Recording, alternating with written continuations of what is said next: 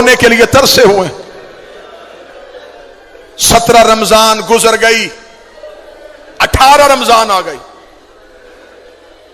روزہ اس بیٹی کے گھر افطار کیا جو لاڈلی تھی, جناب کلثوم صلوات اللہ علیہا. ان کے گھر علی کا آخری افطار. بیٹی نے باپ کی محبت میں دسترخوان بھرا ہوا تھا. علی کی آواز آئی, کلثوم تجھے خبر ہے تیرا بابا کبھی دسترخوان میں اتنی نعمتیں رکھ کے روزہ افطار نہیں کرتا. نمک, پانی, ایک روایت کھجور اور پانی. روزہ افطار ہوا. بہنیں اس بات کی گواہی دیں گی, بیٹیوں کی بڑی حسرت ہوتی ہے باپ ان کے گھر سے کھانا کھائے. بی بی رو کہتی بابا بڑی محنت سے سب کچھ بنایا تھا, بابا تو نے بیٹی کے گھر سے کچھ بھی نہیں کھایا. بابا ایک منت مان, میں نے بڑی محنت سے شربت بنایا ہے, بابا ایک گھونٹ شربت تو پی لے. علی نے رو کے کلثوم کے سر پہ ہاتھ رکھا, رکھے گا وہ سنبھال کے رکھ لے, میرا کوئی مہمان آ رہا ہے. بیٹی کو کیا خبر تھی کہ یہی شربت بابے کے قاتل کو پلانا پڑ.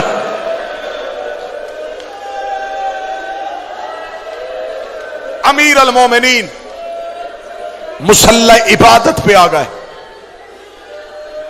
آدھی رات تک علی مناجات الہیہ میں مصروف رہے.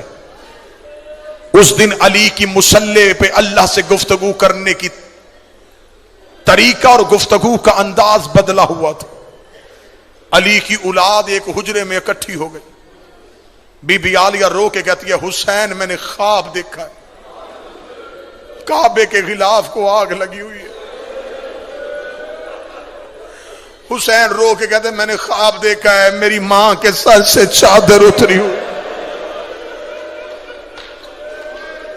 اللہ کوفے میں خیر کرے. باہر والے دروازے پہ دستک ہو گئے. جناب عباس دروازے کی جانب چلے.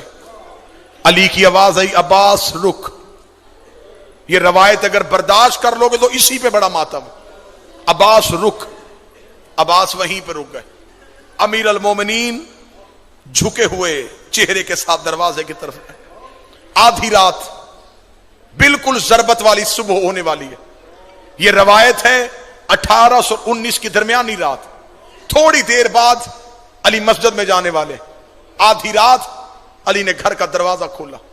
4 گھوڑے سوار امیر المومنین کے دروازے پہ کھڑے تھے.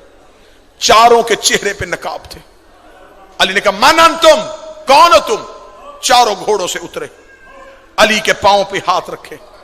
پہلے کی آواز آئی مولا میں حذیفہ یمانی ہوں.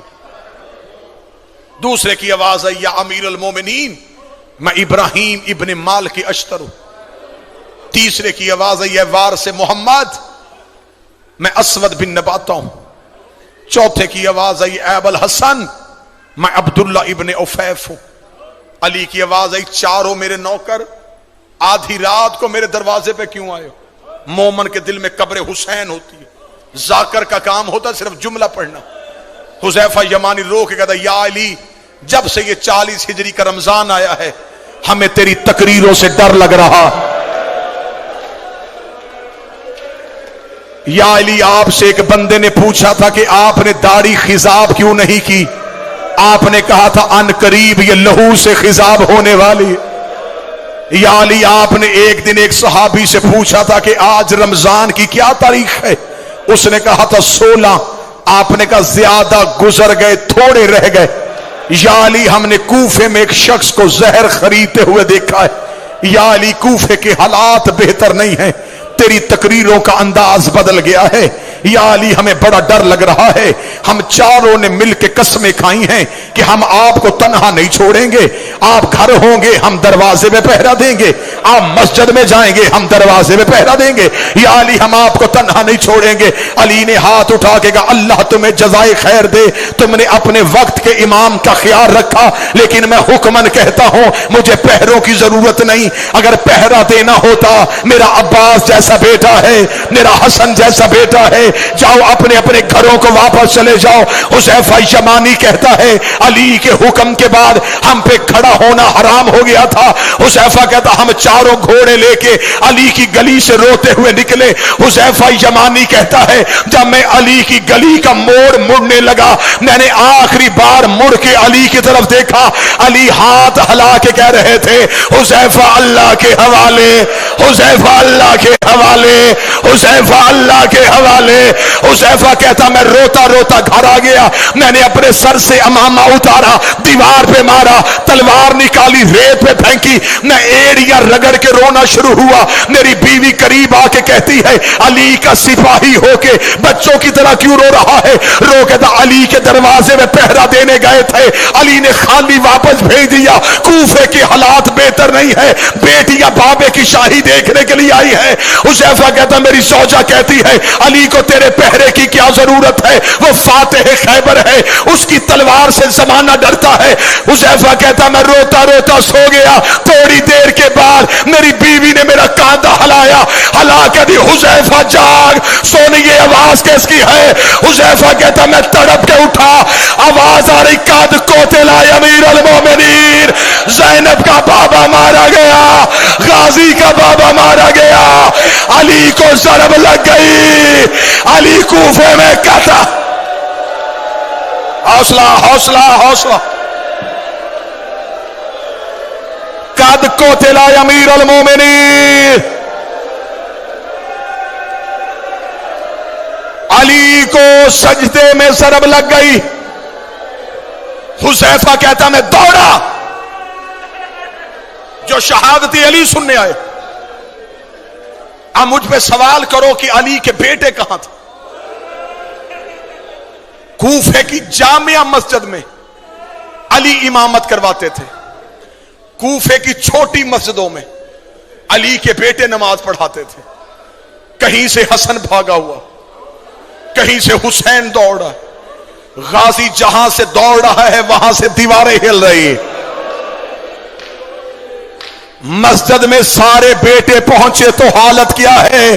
سید ایک لمحے کے لیے برداشت کرنا، علی کا سر ایسے کھلا تھا جیسے کاری کے ہاتھوں پہ قرآن کھلا ہے۔ حسن کی آواز آئی بابا آنکھیں کھول۔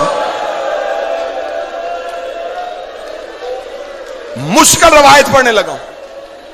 علی کے بیٹے، حوصلے کے ساتھ سننا، امیر المومنین کے بیٹے مسجد میں آ چکے تھے۔ ملعون ابن ملجم گرفتار ہو گیا۔ اس ملعون کو مسجد کے ستون کے ساتھ علی کے نوکروں نے رسیوں سے باندھ دیا۔ کبھی علی کا کوئی بیٹا اس کی طرف دوڑتا، حسین آگے آ جاتے، کبھی حسن آگے آتے، غازی خون آیا ہوا ہے آنکھوں میں، عباس بار بار کبھی قبضہ تلوار پہ ہاتھ، کبھی اس ملعون کا چہرہ۔ عباس اپنے ہونٹوں سے کہہ رہے ہو تو نے میری آقا زادی کے سر کے بال کھلائے، اور تو نے پردیس میں رلا دی علی کی بیٹیاں۔ بار بار حسین عباس کے سینے پہ ہاتھ رکھ کے کہہ رہا تھا عباس چپ، عباس صبر۔ جب علی نے دیکھا کہ عباس روک نہیں رہا، علی کی آواز آئی عباس جلدی جا، کلثوم سے کہہ میرا شربت دے۔ عباس گھر کی جانب دوڑا، جن ماتمیوں نے گلیوں میں رونا ہے، ادھر عباس ہاتھوں میں شربت لے کے آیا۔ علی کی آواز آئی عباس اپنے ہاتھوں سے میرے قاتل کو شربت پلا۔ عباس کا سر دیوار پہ لگا، روکے گا دعا کر تیرے غازی کو موت آج۔ حوصلہ حوصلہ حوصلہ۔ بابا میں تیرے قاتل کو شربت پلاؤں؟ آواز آئی عباس تجھے تیار کر رہا ہوں، آج میرے قاتل کو شربت پلا، کل حسین کے کہنے پہ زینب کا خیمہ ہٹانا۔ عباس تو نے بڑے صبر کرنے ہیں، عباس تو نے بڑے حوصلے دکھانے۔ نماز جس پہ ضرب لگی یہ نافلہ نماز کا آخری سجدہ تھا، واجب نماز جناب حسن کی امامت میں ادا ہوئی۔ نماز حسین کی بھی کربلا میں بڑی مشکل تھی، نماز کوفے میں حسن کی بھی بڑی مشکل تھی، بابے کا لہو مسلح پہ تھا اور حسن نے کہا اللہ اکبر. ادھر زخمی علی کو اٹھایا گیا، ادھر علی کی بیٹیاں دروازے پہ آ کے کھڑی ہو گئی. علی کی آواز آئی حسن میرے صحابہ کو واپس بھیج دے. میں علی گوارا نہیں کرتا میری زینب کی آواز کسی صحابی کے کان میں چلی. امیر المومنین کو گھر میں لایا گیا. 19 رمضان کا دن گزر گیا، 20 کی رات گزر گئی، 20 کا دن گزر گیا، 21 کی رات آئی. پوری ذمہ داری کے ساتھ پڑھنے لگا. 2 راتیں علی کی بڑی بیٹی عالیہ حجرے کا پردہ ہٹا کے چھپ چھپ کے بابے کو دیکھتی رہے. بالکل آخری جملے پڑھنے لگا ہوں، اس کے آگے نہیں پڑھوں گا. 21 رمضان کی رات بی بی نے حسن کو اپنے حجرے میں بلایا. مصلے پہ اٹھ کے کھڑی ہوئی، رو کے کہتی حسن 2 دن ہو گئے میرے بابے کو زخمی ہوئے. میں یہ جملہ اپنی ماؤں بہنوں کے لیے پڑھنے لگا. رو کہتی حسن بتا میرا بابا بچ جائے گا. حسن رو کہتے زینب بابے کی آخری رات ہے. رو کے کہتی پھر مجھ پہ ایک احسان کر، میں ماں کے بغیر کبھی بابے سے ملی نہیں تھی، ایک بار مجھے اپنے ساتھ لے جا کے بابا ملوا دے. حسن کی کمر کے پیچھے چلی علی کی بیٹی. علی کا حجرہ بیٹوں سے بھرا ہوا تھا. حسن کی آواز آئی بابا تجھے زینب ملنے کے لیے آئی ہے. علی بسم اللہ کہہ کے اٹھ کے بیٹھے. علی کی آواز آئی میرا ہر بیٹا میرے حجرے سے چلا جائے، آج میری بیٹی مجھے ملنے کے لیے آئی ہے. علی کی بیٹے حجرے سے نکلنے شروع ہوئے، زینب کا بدن کانپنا شروع ہوا. ادھر سے حسین زینب کے قریب سے گزرے. بی بی نے اب حسین کی ابا میں ہاتھ ڈالا، رو کے کہتی تو رک جا، تو میرے حصے کا بھائی ہے، تیرے بغیر تو میں کربلا بھی نہیں جا سکتی. علی کی آواز آئی حسین تو بھی چلا جا. اب اکیلی بیٹی رہ گئی اور ایک زخمی باپ رہ گیا.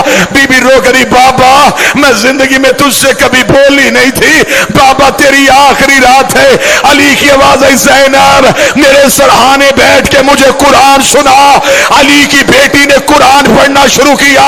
علی نے رونا شروع کیا. رو کری بابا تو کیوں رو رہا ہے؟ رو کر بس تیرا لہجہ سننا تھا، اب مجھے پتا چل گیا تو شام کے بازاروں میں خطبے پڑھ لے گی. ادھر علی کی آنکھیں بند ہونی شروع ہوئی.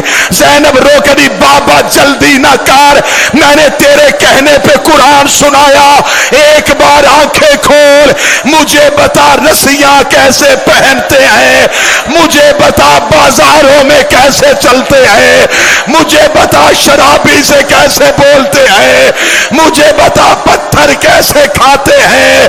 آواز آئی قالوا انا للہ و انا الیہ